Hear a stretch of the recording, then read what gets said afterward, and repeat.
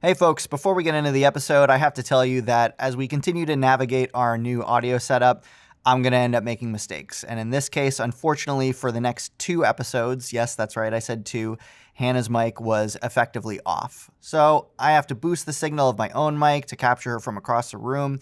She's going to sound a little distant, but you'll have a great feed of me drinking water and smacking my lips. Sorry about that. By the time we hit episode 22, everything should be back in order. Thanks. Enjoy the episode.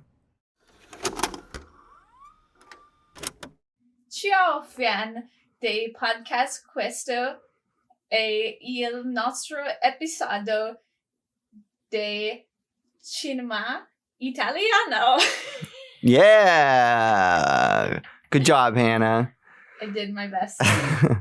So, welcome to Pause It For Me. This is our part 4 of 4 in our current international film mini marathon. We've done our Korea episode, our France episode, our Japanese episode, and now this is our Italian episode, movies from Italy, which you picked. So I picked the Korean films, you picked the France films, I picked the Japanese films, and you picked the Italian films. If it isn't clear, I think we sort of picked countries that we are most interested in learning more about. I mean, at least for me. I don't know about you. I assume so. I suppose so, yeah. Because we learned about Italian neo-realism in school, but I never ended up checking it out. The only Italian films that I've seen, I think technically, would be the Sergio Leone Dollars trilogy, which, That's barely, I think. I don't know. I mean, I saw them in English, English dubbed, exactly. But that was an interesting case where I think they were originally released dubbed Italian, but when they filmed, I think all the actors just spoke their native language. So Clint Eastwood spoke English. So he was just dubbing his English lines with English lines. I don't even know if they recorded audio on set. Well, sometimes they didn't for films back then because it was easier to not record sound on the day of. So in this case, we watched 2 films with actually a pretty similar legacy. That's what I picked up from Googling them because you picked these films and I went in relatively cold. We watched The Bicycle Thieves or Bicycle Thief, but I think based on the plot, Thieves makes more sense just generally. And we watched L'Avventura, if I'm pronouncing that right, with Bicycle Thieves being from 1948 and L'Avventura being from 1960. So right off the bat here, Hannah, why don't you tell me why you picked these films? Basically, I mean, I'm always interested in Italy. And I have a love for older classical cinema that I feel like maybe I've missed out on. So Bicycle Thieves was discussed in class as sort of a shift from what we had seen in previous cinema to a more realistic take. Before there was sort of the big Hollywood productions, silent films, stuff like that, where it was a lot more dramatic and over the top. And now we're getting down to the basics and stripping back what cinema was and what it can be in the future. As for the adventure, I've just seen it on best Italian cinema lists, and it's from the 1960s, and I read this sort of the beginning of the log line that they were on an island in an adventure, and I was like, that could be interesting. But I'm glad I didn't read further because it would have spoiled the film. Well, it's interesting for me because I went in completely cold because I've never even heard of this film. Well, it was hard to find. Normally we, we'll search a film and see if we can find it that way. And the only way we could watch this film was through the Criterion channel. So it wasn't as readily accessible as Bicycle Thieves, and that might have something to do with that it's from 1948, so, maybe it's not affected by copyright laws anymore compared to maybe the 1960 film. So typically we talk about films in the order that we watch them. In this case, we watched Bicycle Thieves and then L'Avventura, but I actually want to talk about L'Avventura first. Okay, well, we're fresh off of it. There's definitely a lot more unanswered questions about the adventure compared to Bicycle Thieves, where it's pretty clear everything that happens. So, yeah, I'm very interested to get your takes on what you thought of the adventure. Okay, I'm going to ask you first because you picked it. Okay. You went in, obviously, with some expectations. How were your expectations met? I was intrigued, and I found it interesting. I honestly had very little expectations. I just knew that it was called The Adventure and it had something to do with an island. Right. So, I mean, let's get into it. Right. So first of all, the log line for L'Aventure or The Adventure. A woman disappears during a Mediterranean boating trip. During the search, her lover and her best friend become attracted to each other. So you knew about the island aspect, but I knew absolutely nothing. And I'll go into my take in a minute, but suffice to say, it took me a while to kind of understand what genre the movie was that we were watching. Yeah, again, I didn't really have any expectations either. I tried to not read the log line, which I'm glad I didn't, because that would have ruined a lot of the suspense for me. Yeah, totally. I just saw like a few photos of them on like a boat and stuff like that, and I was like, oh, maybe this is like a shipwreck movie or something like Gilligan's Island. I didn't really know anything. So I found it very intriguing when Anna went missing. Like, I had no idea, if she would turn up or like what would happen or if she was dead or murdered. So I'm very interested to hear your take on what this film means and what happened to Anna. Okay, so as far as what happened to Anna, I have a piece of trivia that relates to that, but I'll get to that later. Yeah. My experience with the film, going into it, I almost wrote it off preemptively because of its extremely bland opening credits. That was just like white text on black background, multiple minutes, nothing going on. I'm like, this is the 1960s. We're just a couple years away from James Bond.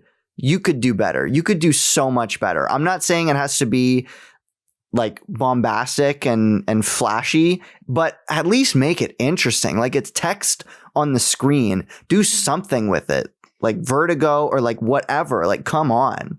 I agree. Well, that was the trend back then. Even good movies of that era, like Rope, has a really boring intro with all the text and stuff. That's just how it was. And now that's why credits are at the very end, because for moviegoers, you want to grab them like first thing and leave sort of the lasting moments to look at the credits. Sure. I still think that opening credits can be done in a really awesome, effective way. I really agree. I just feel like that wasn't like people's priority back then. Like, I don't think until we got to something like Bond, I don't think it was important to emphasize that aspect of cinema, but why not? Right. Well, so that's a small take of mine. So right off the bat from there, I was kind of like, oh, opening credits are kind of boring.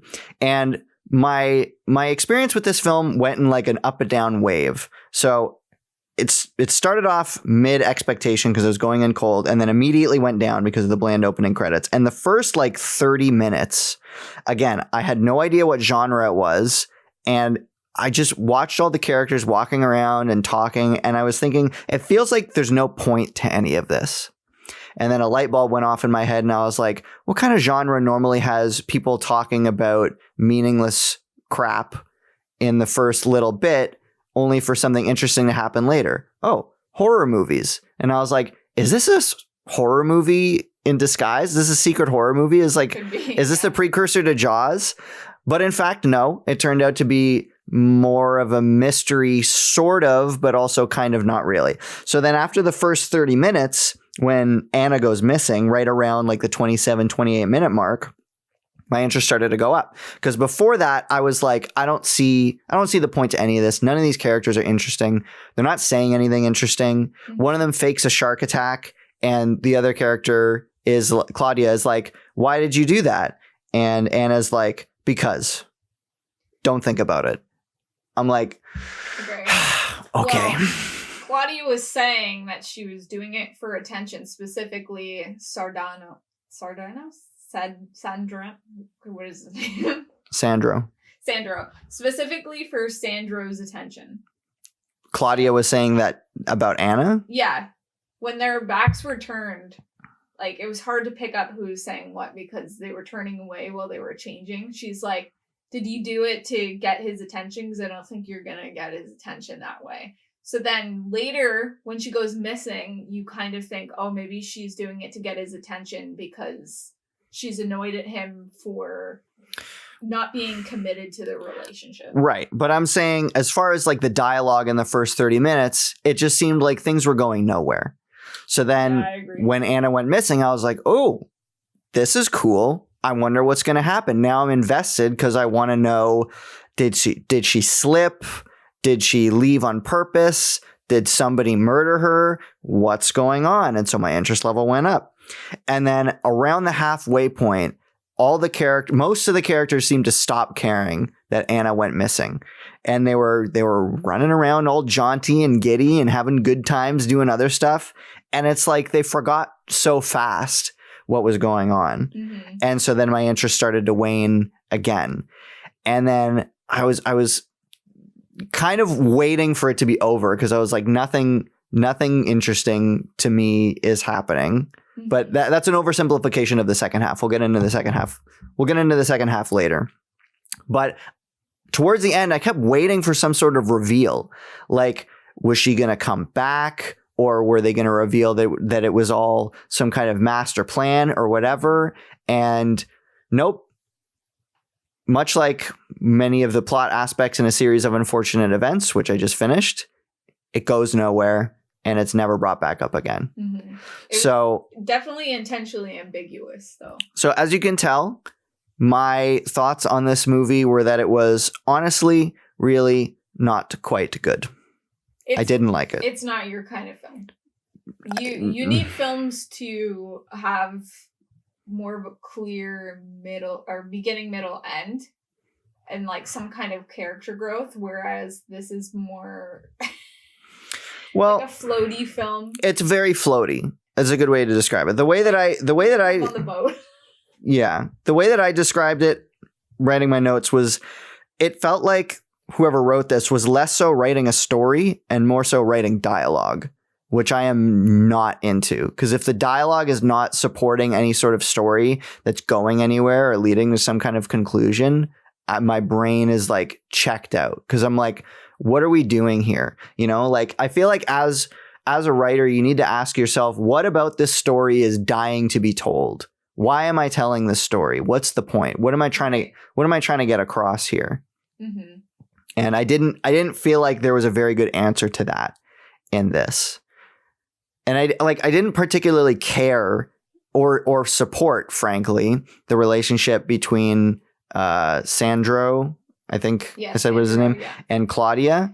No, I hated Sandro. Yeah, he was a tool. And I just didn't understand the motivations at all, because it seemed like there was enough evidence that like maybe he bumped her off. That's what one of the friends even said. Yeah, but then also like kind of there isn't really enough motivation for that. And then Claudia one moment is saying like, I want absolutely nothing to do with you. And then within minutes does a complete turn and is just head over heels in love. And I'm like, I can't get behind this kind of character turn. It just doesn't make sense to me. Well, she even says it herself. She's like, a few days ago, like I was so upset about Anna dying. And now if she were to show up, I feel like I might die because, like I'm in love with her fiance. Right. And stuff. It just didn't feel motivated enough to me.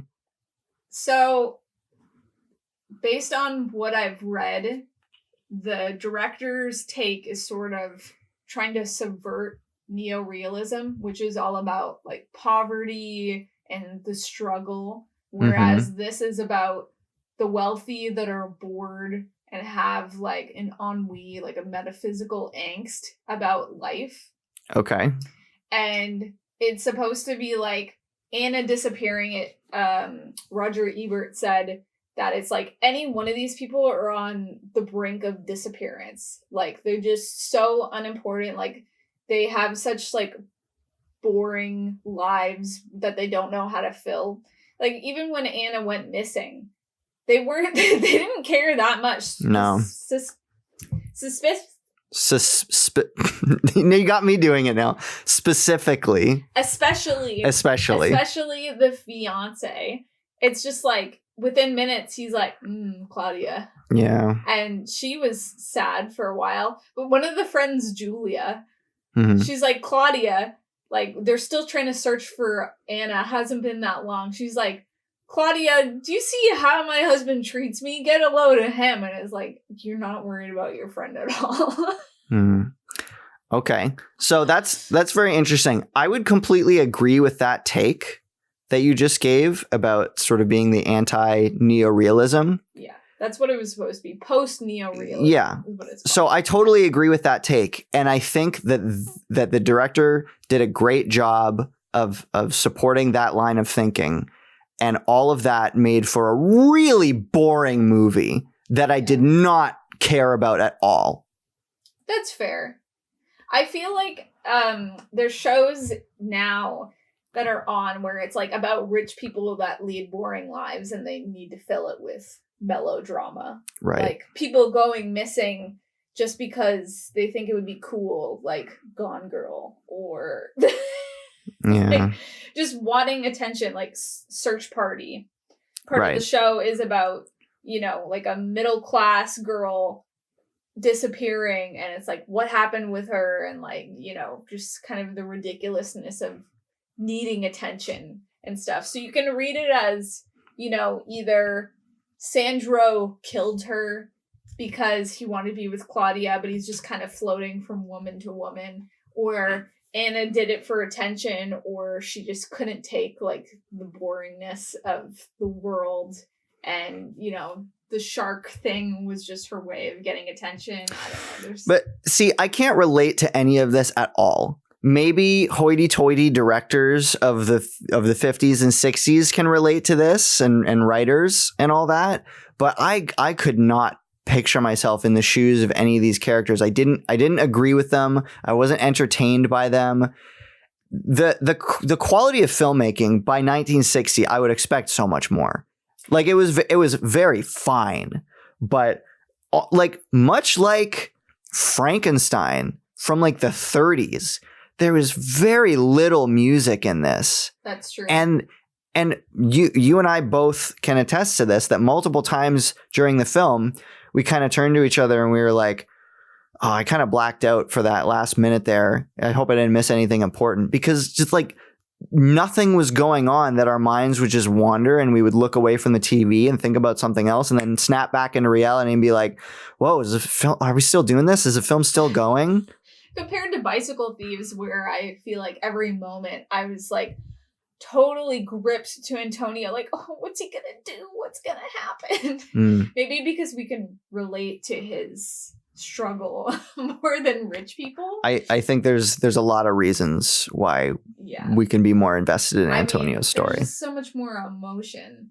But so one thing, I mean, you're probably gonna get into this with the trivia. One thing I read is that a lot of the shots were supposed to be like sort of spy shots, as if Anna was watching over them. Like she could be there at any moment. I noticed that. I noticed that while watching. I don't have a piece of trivia about that, but I definitely noticed that towards the end, when there's like a dolly in shot where they're driving away. That seemed very purposeful, like somebody was lurking in the shadows watching. I wish there was I would agree with that. Honestly, I wish. There was times we talked about how there's not a lot of music in this movie. The music in this movie is like more mysterious than the movie actually is. Like it makes it makes the audience feel like something is going to happen right around the corner. Like when Claudia picked up her suitcase near the end and some stuff spills out, I thought she was going to find some kind of like evidence that Sandro killed Anna, or where Anna went, or something, and it's like, no, she just spilled her suitcase and was lying on top of it, and it's like, but for what? for nothing. For what? And then I thought maybe at the end, the author, the brunette that Sandro is kissing, I thought maybe that was like Gloria, that girl. I thought maybe that was somehow Anna in disguise or something, but I think that's too smart for this film. I wanted more from the writing. The cinematography was good. They just weren't doing enough in the writing.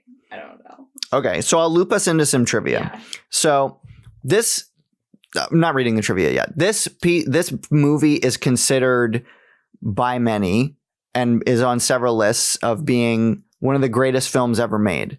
And I think we kind of had this discussion with Breathless. And we did a lot of off-mic talk about Breathless and talk to other people about Breathless, about how I just so strongly feel like it doesn't deserve its place in history of being one of the greatest films ever made, because sure, it was very innovative in a lot of its techniques, and maybe it influenced hundreds, if not thousands, of films that came after it. Right, but the film itself was not good, in my opinion. So I feel very similarly to this, and that leads me into my first piece of trivia. So at its premiere at the 1960 Cannes Film Festival, this was booed so much to the extent that Michelangelo Antonioni and Monica Vitti fled the theater. However, after the second screening, there was a complete turnaround in how it was perceived, and it was awarded the Special Jury Prize, going on to become a landmark of European cinema. I don't know how I could so much more agree with the first half of a statement like that and less agree with the second half. I completely understand how it could be booed to the high heavens, and I don't know what that second audience was thinking on its second screening, because I found this to be pretty bad, actually. I think maybe if they had nailed the ending, I would have excused everything. But I felt similarly. I was waiting for an ending that would make it all worth it. Yeah, like, I don't know. Okay, so there's instances where it shows that we can't trust Sandro.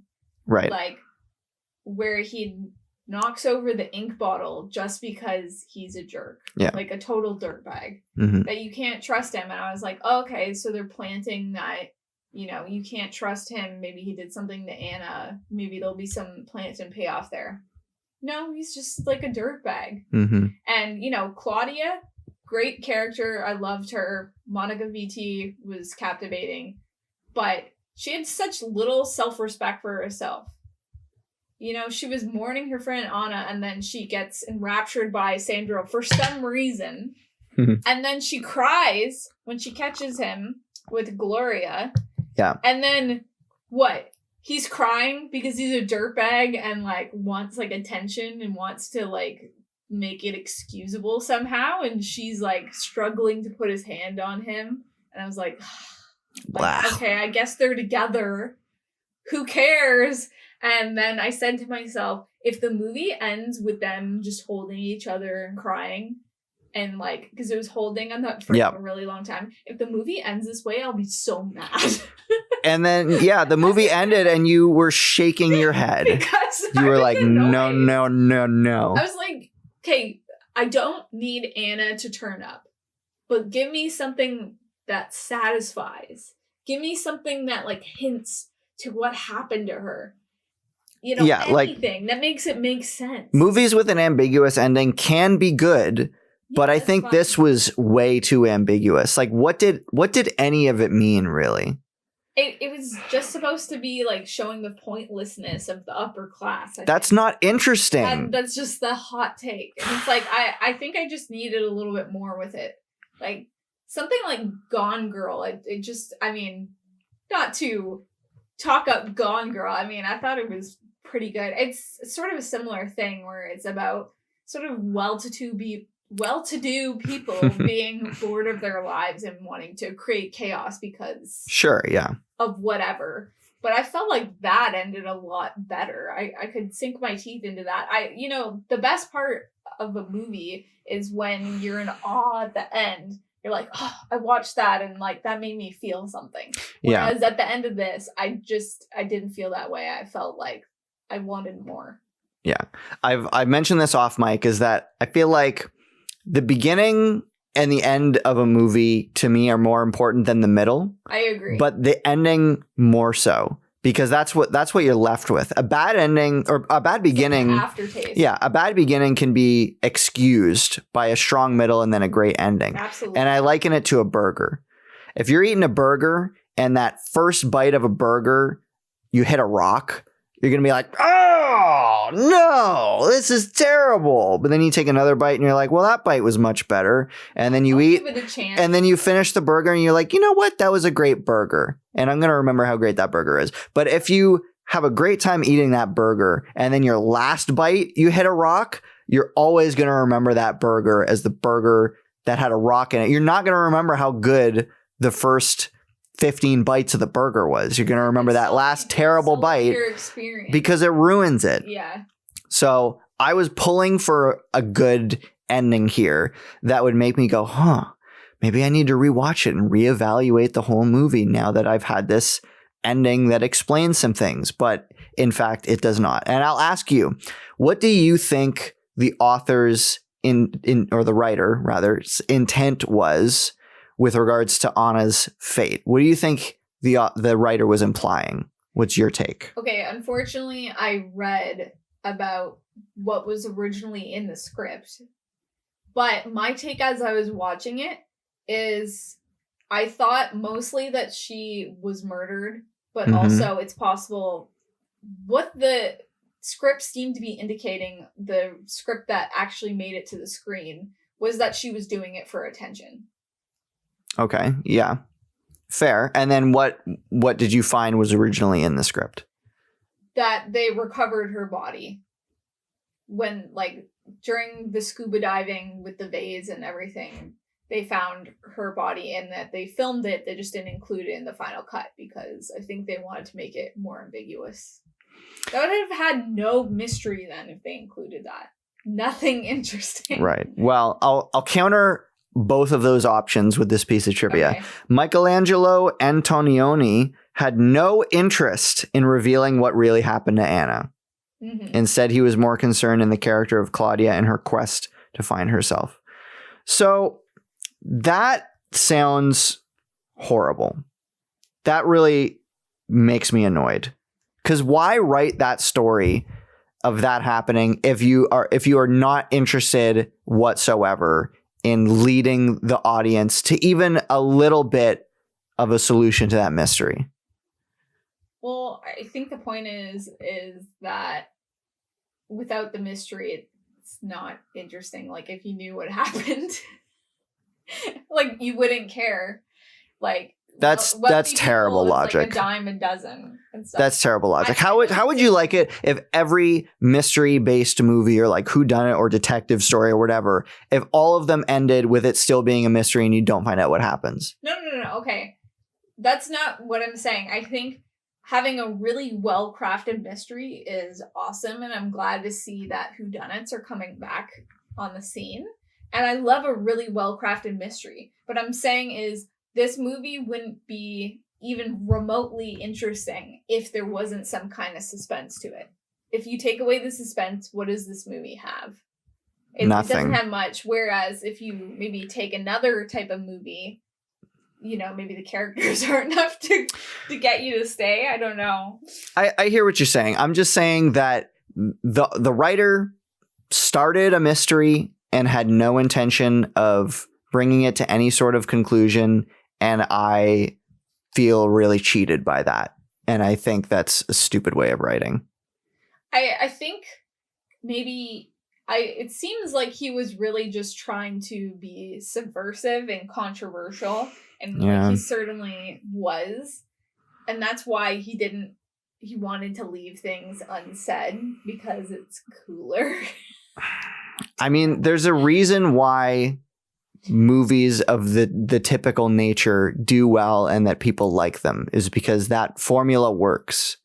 If you try to do something that's different just for the sake of being different, I think there's a way of doing it but still satisfying the audience. Like, I feel like Glass Onion, which we watched recently, was sort of a subversive take on the whodunit style.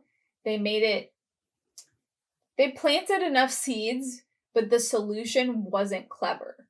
And that was the whole point, is normally in whodunits, it seemed like the whole, like, the murderer had planned everything out and he was super smart and, like, it had, like, all these intricate details. And, you know, they plant that early on that, you know, there was the intricate story, but that got solved right away because it was just too playful and too obvious and too smart.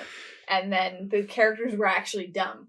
And I feel like that was a better take on really, really rich people and how meaningless their lives are. and a way better mystery tale. And so that was subversive, but it still crafted a well-told story by planting and paying off things. Whereas this, that's the only thing it has to hold on to that makes it interesting, is that we don't know what happened. Yeah, I have no problem with being subversive in any way, shape, or form. I just think that this, like, just being subversive just for the sake of it and not really having a point to it, I think is boring. So if you loved this film, anyone listening in the audience out there, I would love to know why, because none of it comes across to me. The performances were fine. Nothing to write home about the cinematography. The writing was crap. Pretty good. Nothing anybody said was interesting. No, the writing wasn't very good. I found Claudia charming. There was points where I chuckled at her behavior, and I feel like those were probably off the cuff things for her. Like turning up her nose and shifting her pockets, and I found the actress charming, but yeah, that was probably nothing to do with the script. Yeah. I will say, let's maybe get like a little English lit. Let's read into this maybe more than it should be. So they didn't find Anna when they were scuba diving, but they found a vase that was really old and impressive and probably expensive. And they immediately didn't take care of it, and it broke. And then they're like, oh, well, with that thing. And you could read it in as that's a representation of Anna.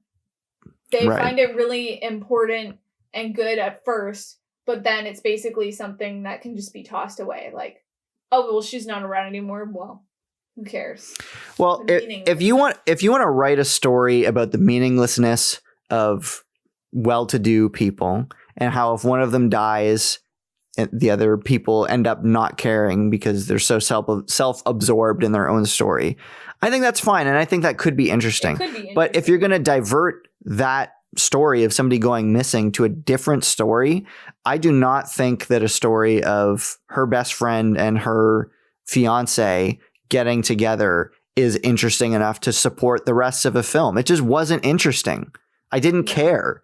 Why should I care? I was more interested in them finding clues of Anna. And I would have been fine if maybe there was some romantic tension between them, but they were still like searching for Anna. But it felt like they were giving up super quickly. Yeah. Which really made it peter out. I will say, I think that maybe The Talented Mr. Ripley is a better version of rich people and mystery and suspense and the meaninglessness of rich people. But it's a very different movie, but I think that's maybe a better take, a more well-written take on stuff like that. Or Gone Girl. Well, I'd be interested to watch Talented Mr. Ripley because of certain reasons of it having to do with Greg Sestero's relationship with Tommy Wiseau. Well, that's why I watched it. I'm ready to move on to Bicycle Thieves. Yeah, let's get to Bicycle Thieves. So let's jump right into it. So the logline of Bicycle Thieves came out in 1948. In post-war Italy, a working-class man's bicycle is stolen, endangering his efforts to find work. He and his son set out to find it. So this is a film that was talked about quite a bit from my remembrance in our film classes, but I never ended up watching it. It was always kind of in the back of my mind. So when you picked it for our Italian movies, I was pretty on board because I just wanted to see what it was about. And I knew that it was, one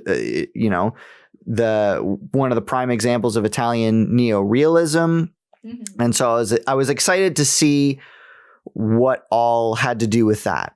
And much like The Adventure, this film has very high status on many lists, like the 1001 movies you need to watch before you die and like Sight and Sound's list of all-time greatest movies. They both have a place on those same lists. And when it comes to those kinds of movies, I'm usually not one to go with the grain on that kind of thing. You know, if someone tells me like, oh, this is one of the greatest movies ever made, I'm like, oh yeah, well, show me what you got then. and then I kind of, overanalyze it, or I go in with a negative attitude, and then I come out feeling unimpressed. I usually try to stay pretty neutral, or at least I have some kind of good expectation. I'm not like, okay, you need to wow me. Right. Maybe like you. But yeah, but it was interesting in this case because I went into La Ventura having no expectations. I did not know that it had that place in history. For all I knew, this was a very niche film that like nobody ever talks about, and I ended up hating it. Whereas Bicycle Thieves, I knew was a high profile movie in terms of cinema history, and I knew that it was on those lists, and I think that it is totally warranted. Oh, absolutely. Well, I think there's a reason why we talked about Bicycle Thieves in class and not the adventure. Because the adventure is a lot more forgettable, whereas Bicycle Thieves feels really timeless. And I was saying this to you earlier about video games. We were talking about like animation in video games. If it's groundbreaking at the time, it ages really poorly. And I feel like that's maybe the case for the adventure. Maybe it was groundbreaking at the time, and that means nothing to us now because anyone that would have been influenced by that film has made a better film. Yeah. Whereas something like this, it's a tale as old as time about moral ambiguity and poverty and, the struggle of everyday life and the father-son relationship that lasts forever. Yeah. Like hope versus hopefulness, hopelessness versus hopefulness, providing for your family, feeling desperation. Like those are all things that I can relate to. Yeah. I mean, maybe we're not as poor as them in their situation, but I think everyone can relate to, wanting to do what's right and, wanting things to be fair and, not wanting to get cheated in life and stuff like that. Right. So again, I'm going to come right out with this. I really liked it. I really liked it too. And the main word that I would use to describe it is effective. The story that it wanted to tell, the actors who they chose to act in it, many of whom were their first time acting, the music that was used, the way the whole thing was put together, it was very effective at telling the story that it wanted to tell. And unlike Drive My Car, which had a 40-minute beginning to the movie, set up to the movie that took way too long to explain everything in too many words before we finally got down to business, this had a great setup. In just 20 minutes, it really makes you feel for the characters, understand their situation, understand how important the job is to him and his family, and how hard it was to even get the bike in the first place, which makes you really feel the loss of it once it's stolen. They didn't drag it out too much and over-explain, and they didn't under-explain and have the bike stolen in like the first 5 minutes. It was so nicely timed.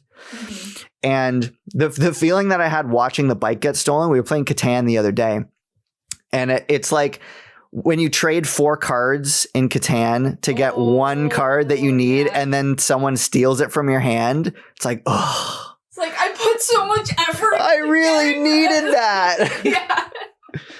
So I was bought in really quickly because I was like, this is a working man. He's doing his best to provide for his family. He's going through tough times. He needs this. I want to see him get the bike back. And this was the main reason why I really liked it. It was all about the emotion. It was all about the heart, which is, if you listen to previous episodes of this podcast, you know that that's how I love movies, is with my heart and feeling for the characters, being able to relate to them, being able to root for them. So this movie had so much of that, with Antonio having his little dad and lad moments, with Bruno, who provided a lot of color to the story. I think it was so cute. If Bruno hadn't been there and it was just Antonio walking around, I don't think it would have been nearly as engaging. Well, I think that's what made it so much more like hopeful, but also hopeless. Is that, his kid was trying to help him and he was trying to provide for his kid, and, the whole restaurant scene. Yeah. I can relate to that. And, you know, that restaurant scene was interesting because I think we watched that in class. it just well, I don't remember that, but it just goes to show you that when you've had a bad week, sometimes you just need some good food to feel a little bit better. Well, I found it really interesting, sort of the dynamic of that is, you know, Bruno was really enjoying his food, and I love a good food scene where he had the awesome, like, cheese pull. Yeah. It was so great. I was like, yeah! But then he's looking over at, like, the higher class people, like, eating, like, tons of food, and he, like, looks over at, like, a kid around his age, and the kid just does not care. He is not happy to be there at all. Whereas Bruno's really happy for, like, the little amount he has, and he's just, like, looking over, and Antonio's like, if we wanted to eat like them, we would have to have like 1,000,000 lira. Like, that's just not going to happen. We should just enjoy what we have here. Yeah. So I like that because Bruno wasn't there just to look cute. He had actual purpose in telling the story and revealing how the characters were feeling in the moment, particularly towards the end, which I love the scene so much when he's debating and when Antonio towards the end is debating whether or not to steal the bike. Because like, don't do because it. there's pretty much no dialogue, but you know exactly what's going through his head. The way that it's played, the look on his face, the way he keeps walking towards it, walking away from it, turning his back, turning towards the bike, and the music, it's crafted so well. And then when he finally goes through with it and immediately gets caught, and then Bruno comes up to him and he's like, Papa, Papa. You can tell like he looked up to his dad and he's so disappointed in him and how far he's fallen in his quest for justice. It was such effective, visceral storytelling. Mm-hmm. And I felt for those characters so much. Absolutely. And you've seen this whole struggle. Like, you saw they had to pawn it and that they had to sell their bed sheets to get the bike back just so he could work a decent job to support his family. And then the bike gets stolen. Like, you see him sort of coveting the bike in the beginning. He's like, carrying it in. People are like, put the bike down. Like, why are you carrying it around? And like, for good reason. Yeah, I thought that the beginning of the film crafted such great suspense as well. Because going into it, you don't need to know the log line, but you at least need to know the title. Walking into a movie titled Bicycle Thieves and knowing how much the bicycle means to this guy, you're just waiting for it to happen. Mm-hmm. And every time he turns his back, you're like, don't do it. Keep your eye on the bike. And then he walks away from the bike. He asks a random kid to watch it. He walks upstairs. Like, oh no, it's gonna be gone. It's gonna be gone. And then he comes back and it's still there. And you're like, oh my gosh, it's still there. It's like, well, okay, what's going to happen? You're waiting. You're like, when's it going to happen? I know it's going to get stolen. When's it going to happen? The suspense was so palpable. I was just eating it all up. Yeah, it was so good. Yeah. And one of my favorite scenes of this was, right, I think it was it before the restaurant? I think Go ahead. So. Maybe because Antonio felt bad. Mm-hmm. Antonio was so upset about not finding his bicycle that he hit Bruno because Bruno wanted soup. Sure, whatever. He's a kid. Yeah. And then Bruno starts crying and you feel for him. And he's like, he goes behind a tree and he's like, why'd you do that? And yeah. like that. I love that Bruno stood up for himself a bit in that moment. He wasn't just like, oh, I'm being bad, I'll quiet down. But he was like, why did you hit me? You know, like a real kid, because a real kid would get upset, obviously. And then, and then they would sulk and then they would separate themselves apart. Yeah. It was so cute. All the actors were great, especially for being many of them first-time actors. I love the scene where they're running to get out of the rain and Bruno falls in the mud. And then he walks up to his dad and his dad says something like, what's wrong? Or like, why are you like rubbing your face or whatever? And Bruno's just like, I tripped. I fell in the mud. Yeah. You're just like, I feel for this kid. It was so funny, but also heartbreaking. He was such a cute kid. So the separation, like when Bruno and Antonio are mad at each other, I mean, I'm not sure if The Catcher in the Rye came first, but it reminded me of a scene in The Catcher in the Rye. Right. Yeah. I know what you're talking about. Where Holden is like talking to his sister And he's like, I'm not coming back. Like, I'm running away. And his sister is so mad that she like keeps distance from him and like walks the other side of the street because she's sulking that he's like doing something that she doesn't like. Right. And I feel like that's so similar to Bruno in that moment where they're sulking, but then they come back together. Yeah. Just effective storytelling all around. And I was really bought into it. So I'll hit you with some trivia here. So Lamberto Maggiorani. I did my best there. I'm sorry. Alberto Maggiorani. Lamberto. So he's the lead actor, I believe. So, was very shy and embarrassed throughout the shooting as he had no actor training or would often become anxious when he couldn't do what Vittorio De Sica wanted him to do. The director, however, did not coddle him because he knew Maggiorani's real anxiety and nervousness before the camera would work well for his on-screen character. De Sica would later praise Maggiorani, saying, quote, "The way he moved, the way he sat down, his gestures with his hands, hardened from work, the hands of a working man, not of an actor. I made him promise that after the film, he would forget the cinema and go back to his job." But during the filming, De Sica would send a black limousine to pick Maggiorani up and bring him to the day's location. So I don't know what that very last sentence had much to do with the point that they were trying to get across there, but I think it makes a lot of sense that his real life situation lent a lot to his performance. And in fact, after the movie, the actor did in fact struggle to get work in the same way that the character did. Oh, that sucks. Yeah. But I mean, it was so authentic. Like you felt like you knew this guy. Mm-hmm. And I agree that the storytelling, they made it so obvious what the situation was in like the best way possible. Is they didn't have to tell you every little thing. Just the way it started, where there was like a crowd of men looking for work and like no one's getting work. And then he finally gets the one job and you're like, oh man, like no one has jobs around here. You get it. You get it, yeah. And that's all you need. Right. So another piece of trivia here. So in fact, Sergio Leone worked as an assistant to the director during the filming of this movie. Cool. He also makes a short appearance as one of the priests that are standing next to Bruno and Antonio during the rainstorm. Oh, that's interesting. So I don't know. Did we only watch Me and You, The Good, The Bad, and The Ugly? I've seen all three, but I think that was the only one that we watched together. I think whatever one we technically watched, it was the beginning of the trilogy because he gets his poncho. Right? Which one is that? I think it was The Good, The Bad, and The Ugly. Right. Well, it's interesting because they're sort of like loose sequels to one another. You can look at them separately, but a lot of people do say like, yeah, he gets his outfit in The Good, The Bad, and The Ugly. So that one has to take place first, even though it came out last. So I guess it makes sense that we watch it. So anyway, my point was we should watch the other Sergio Leone films. I didn't love The Good, The Bad, and The Ugly.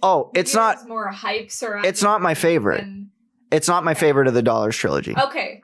So if it gets better, then maybe I'd be on board. I felt like it was like it's a mad world, but more boring. That's a fair assessment.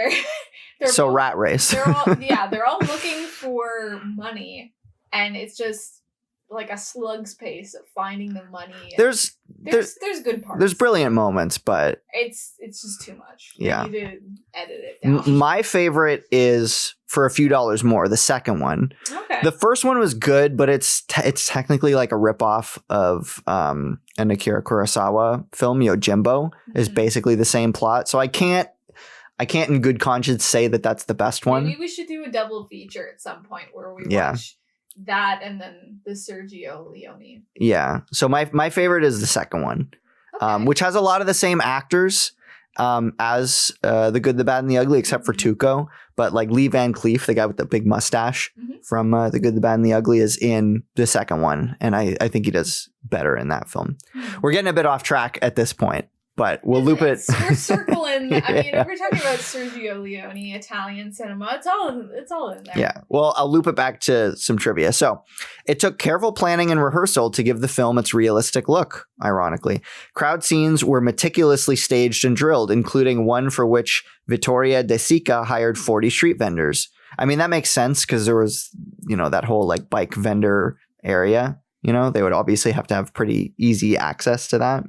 Mhm. The Roman fire department provided a, quote, surprise rainstorm for another scene. So I guess the scenes where it was raining, they let loose with their fire hose, I guess. That looked good. I mean, it looked real enough to me.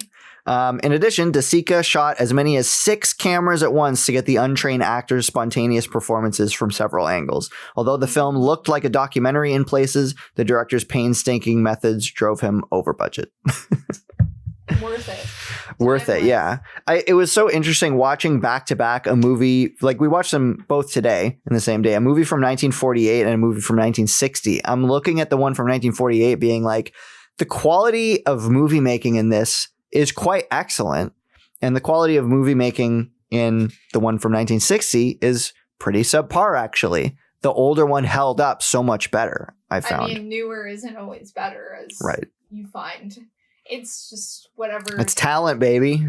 One thing I will say is I felt a similarity between this film, Bicycle Thieves, and The Kid with Charlie Chaplin. Yeah. And I don't think, maybe they were maybe a little inspired, but it's sort of a tale as old as time, like poverty and, father-son relationship. I would like definitely imagine that there's a connection there for sure.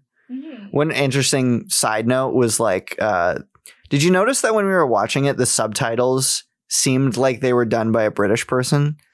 Yeah. Did you notice that? Yeah, some of the colloquialisms were in there. Yeah, like sod and row. I'm like, it's got to be somebody that's definitely from the UK subtitling this. That's so odd. Yeah. So speaking of it being from 1948, it was occurring to me towards the end of the film that this might be, a strong contender for the best film of the 1940s, in my opinion. And so I looked up on Letterboxd afterwards what other films came out in the 1940s, and you got like, I think The Wizard of Oz, some Disney movies, It's a Wonderful Life. And looking at those movies, I can feel pretty confident saying that this is my favorite film of the 1940s. Yeah, I think mine as well. I do love It's a Wonderful Life and The Wizard of Oz, but I think Bicycle Thieves is better. Right. It's more emotional. Although It's a Wonderful Life is emotional as well, but it's a little bit more campy. It's a little long. It is a little long in the tooth, but I think the payoff is good. For sure. And I think Jimmy Stewart just brings a level of non-seriousness to the role compared to these characters that could not be more authentic. Yeah. So at this point, I'd like to say, even though I've been singing the praises of this film in every sense of the word, Mm-hmm. I do feel like I've been underselling how much I liked it. I would say that this film was excellent and nearly a masterpiece of its time period. And holds up so well. I thought about what I wanted to rate it after we watched it. And I was thinking like, do I give it a 9? Do I give it a 9? Do I give it a 9? And in the end, I decided to give it a 10. Ooh.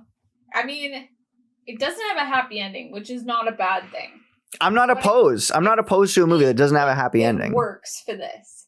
But completely. It's so sad. Like, they don't get any redemption arc like you might see in a film today. It's just sad. But you feel for the characters so much. Because life is like that sometimes. It makes you feel something. Yeah. Which is what cinema should be about, I think. Exactly. That was the story that it wanted to tell, was a story of desperation and heartbreak and not being able to provide for your family. And it was extremely, as I said before, effective in telling that story. Mm-hmm. And it put me in the shoes of those characters. It made me feel the feelings that they were having. And I came out being like, wow, I really just experienced something great. And Absolutely.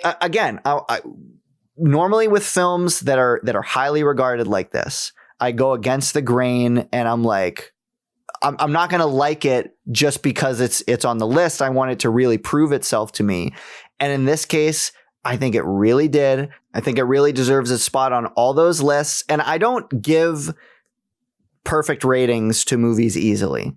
I think the last movie that I saw that I gave a 10 out of 10 or a 5 out of 5, if you go by the Letterboxd rating system, was probably Whiplash, which was nearly 10 years ago at this point that came out. So I don't pass out 5 out of 5 ratings or 10 out of 10 ratings like they're candy. No. But I just felt so positive coming out of this experience, despite it being a negative ending, that I was like, I watched something that really gripped me and I was happy about it, that I feel comfortable giving it that rating. That's fair. And when I put in the rating on IMDb, which I rate all my movies on IMDb and Letterboxd because I've grandfathered in from IMDb from years back. When I put in that 10 out of 10 rating on IMDb, as soon as I hit the 10 star, it put a smile on my face. Because I was like, I'm glad that I could have such a great experience watching a movie, and that a movie that is held in such high regard can still come across to me as something great and not be overhyped by that legacy the way that, say, The Adventure was, or definitely Breathless was. Mm-hmm. Well, that's why I like watching movies, is finding new favorites and deciding what we like and what we don't like about movies and storytelling in general. I will say, for me, I don't know if it was my perfect movie, but it was awfully close. I don't think I can confidently say, like, 10 out of 10. I'm going to say 9 out of 10 because I feel like I'm being really critical. Right. Because this is a really great movie. Mm-hmm. I think maybe they could have been a little bit tighter with the editing. I think maybe some shots lingered a little too long that didn't need to stay on screen and maybe were slightly less engaging. See, I don't hypercritical. I don't disagree, but that actually came across more to me when we were watching The Adventure. Because it was less engaging in general. So and there was hardly any music. And in fact, there was another piece of trivia that I skipped over, but now it's topical again. During its notorious first showing at Cannes, one scene in particular drew specific derision. It is the scene where Monica Vitti rushes down the hotel corridor looking for Sandro. Audience members were repeatedly shouting, "Cut! Cut!" That's really cut funny. During this lengthy scene. That scene didn't even bother me. Which is extra funny because I literally did that at a different scene in the movie where it was lingering too much, and I was like, which scene? And cut. It was like they were walking away or something. The character was walking away from camera, and they were just lingering on the shot so much, and I was like, and cut. Like, are we gonna cut? Like, I found her running down the corridor at least mildly funny, so I right. found it acceptable for maybe comedic sake, even though that's not really what that movie is. I feel like if it's engaging to you still, you don't have to cut. But if a shot is just going on and just for the sake of going on, then you should cut it. Right. So that didn't stand out to me with Bicycle Thieves much. Overall it was great, so you weren't nitpicking and thinking about the little things. Mm-hmm. And I'm just being hypercritical because I can't confidently say that it's my perfect movie. Right. Well, but it's close. I will clarify my perfect rating. It's a perfect rating in that the rating can't go higher. I'm not saying it's a perfect movie. So if I give a movie a rating that's 10 out of 10 or 5 out of 5, all that means to me is that I am not asking more of that movie. I'm not looking at that movie and saying, there could have been more this, or there could have been less that, or I wish they had done this different, or blah, blah, blah, blah, blah. It's just, I am completely satisfied with what I got. I enjoyed it. I wouldn't change anything about it. I would love to rewatch it. I would recommend it to people. That's my perfect rating. That's how I feel about, like Toy Story and Rocky and some of the Star Wars films. Is like, I'm not saying they're perfect movies. I'm saying I do not desire anything to be changed or anything, or barely anything to be different about the experiences. I would agree with that for some of my favorite heavy hitter movies, such as Trainspotting, Rushmore, Sing Street. That's like my top 3. And you know, if people say, oh, I didn't like this aspect, I didn't like that aspect, I'd be like, yeah, I get that. But to me, I just love it so much. I don't care. I disregard any flaws in it. And for The Bicycle Thieves, it's such a great movie. But I don't want to disregard, like, maybe a little bit of the pacing. And that's fine. That's just how I feel. I don't know. Yeah. I don't need it to be a 10 out of 10. It's great. It's great. Go watch it. For the most part, I rate movies based on how I feel about them and not necessarily on the technical quality of it. No, but I just, you know, to me, I don't feel like this is my perfect movie where I can disregard everything. Right. Yeah. Because, you know, when it comes to technical quality, like you can have a movie that is well shot, well acted, well written, arguably, but boring. It happens, you know, like you can have a script that is properly, quote unquote, written with, you know, beginning, middle, and end and whatever. And this thing happens and this character learns that, but it'll be boring. But that's how I feel about watching Avatar is I have no desire to watch that movie, even if it's objectively good. It's fair. Not interesting to me. Fair. Yeah. And then on the flip side, you can have a movie that's shot poorly, edited poorly, acted poorly, but is hilarious and provides a lot of entertainment value. So maybe like Frances Ha, some sort of a more mumblecore choice. I would more rambly. I would not say that Frances Ha was shot poorly, edited poorly, or acted poorly. I was thinking more like The Room. Oh, okay, sure. Yeah. Like a bad movie. I was thinking more like bare bones cinema. Mumblecore Frances Ha. Frances Ha is a great movie. I love that movie. I'm not dissing that movie at all. Mm-hmm. But it is more bare bones than other movies. But sure, a movie like purposefully, The Room, yeah. A movie like The Room, they didn't set out to make a bad movie, but it's still enjoyable. So right. I'll give you that, yeah. Do you have a rating for La Ventura? Okay, I didn't hate it. I did think that there was some stuff to chew on, and I found it interesting enough when I was watching, and it wasn't boring me out of my skull. So, okay, if the ending was good, you know, I would have bumped it up like fairly high. Like if it nailed it, then stuff would be forgivable, but it didn't nail it. So I'm going to give it a 6 because it was watchable. It wasn't great. It wasn't terrible. It was a movie. It was a movie. I'm going to give it a 6. I think I would also give it a 6. I'm surprised you didn't give it lower because usually you dunk on movies that don't mean anything. It wasn't as bad as Breathless. Breathless was worse in technical aspects. I feel like with The Adventure, they were at least trying to go for some kind of semblance. Whereas Breathless was trying to purposely defy by just being like, we're just going to cut out a bunch of stuff because whatever. Right. So. Well, I'm glad that we ended with Bicycle Thieves because I wanted so bad at once that movie was over to turn to you and be like, I loved it. Let's talk about it. But obviously we had to wait till the podcast. Yeah. So that brings us to the end of both our International Movie Mini Marathon and Season 1 of Pause It For Me. Dun, dun, dun, dun, dun. We're wrapping it up right around 20 episodes. This should be the 20th episode.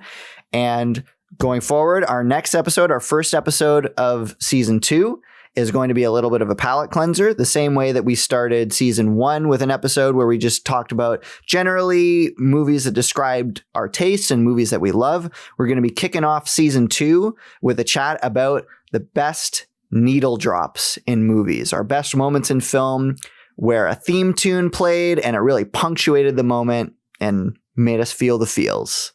And I'm really excited for that episode. Yeah, it'll be interesting to dive in what scenes mean to us the most and how it makes us feel, because I think that's such an underrated part of cinema is how sound can really change everything about the movie. Yeah. That's been some of our complaints about movies that are boring. Is that having no music or the music sparse doesn't music mean anything. Yeah. So we'll get into that more, and you know, moving into Season 2, we talked about how we're going to do sort of film history. You know, either stuff that we missed out on in film school that we probably should have watched. or things that just we never got around to watching it because, we're still 26 years young. Right. And I'm really looking forward to that because I compiled the full list of what we're calling, like a lesson in film history, sort of the gaps in our film history knowledge. And right now it's sitting at around 24 movies, which at our current could honestly be like 100. Yeah. At our current pace of an episode every 2 weeks, that's going to take the majority of 2023. I'm looking forward to it though. Like this is going to be my year of discovering classics. Like it's been a mission of mine to read classic novels that I missed out on because, they were never presented to me in class or anything like that. And It's going to be the same with movies. So I'm really interested to learn more about North American history in general and how it relates to our culture. Mm-hmm. I'm very excited. Yeah.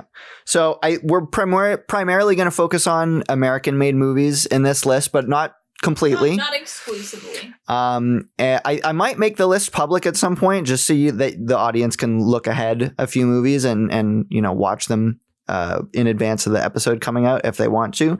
But season 2, episode 2 of Pause It For Me will be kicking off this movie landmark history lesson marathon with 1927's Metropolis, which has always been in the back of my mind to watch because I think it's considered like one of the first sci-fi movies. Yeah. And it's a silent film, so we're sure to have some interesting opinions on a silent sci-fi film, and I'm excited. Yeah, I mean, it could be good or bad, and I think with a movie like that, the soundtrack has to be good, whatever they put in after the fact, because in theaters it would have been live music, so I'm sure we'll have a lot to say about how music affects the tone of a silent film. Yeah, the other silent film that we've seen is Nosferatu. We didn't talk about that explicitly on mic, like right after watching it, but we talked about Shadow of the Vampire or Night of the Vampire, whatever it was called. We can get into that in the future, but I felt like I had seen Nosferatu more than once, and one time was really great, and it's because the music was great and helped the movie along, and one time was bad because it was just stock type music. Right. So I'm excited to dive deeper into this and to learn more about film. And I'm excited to do it with you, Andrew. Yeah. So audience, look forward to that. Thanks so much for joining us on this 4-part international marathon. We ended up being 4 for 4 on me liking a movie, hating a movie, liking, hating, liking, hating, liking, hating. I mean, I didn't hate Drive My Car, but I liked Harakiri much more. Because we hadn't seen any of these films, so we were just going off of an assumption. And in some cases, what was that word? Sorry, oh my gosh. Try again. An assumption. We were going off of an assumption that, we might like a film, and some movies we didn't know anything going into it, so we didn't really have a lot to go off of. But I agree, it's been like one movie good, one movie not as good. But now we're finding new movies we like, so either way. Right. So as always, thank you so much for joining us, and we'll see you in season 2. Bye-bye.